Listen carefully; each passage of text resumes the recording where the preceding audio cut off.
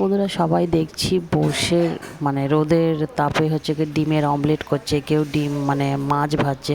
তো আজকের আমি ঠিক করেছি যে আজকের আমি ডিম ভেজে দেখাবো যে ডিম ভাজা আদৌ হয় কি না রোদের তাপে।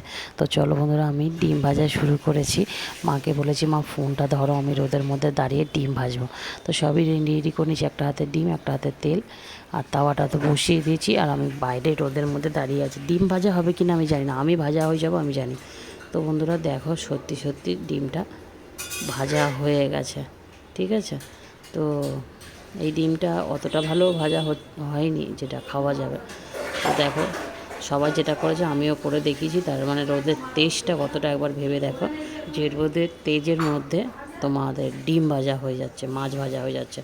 তাহলে ভাবা যায় মানে কতটা রোদের তাপ, যে ডিম ভাজা মাছ ভাজা হয়ে যাচ্ছে এই রোদের মধ্যে। আমি তো দেখে আশ্চর্য হয়ে গেলাম।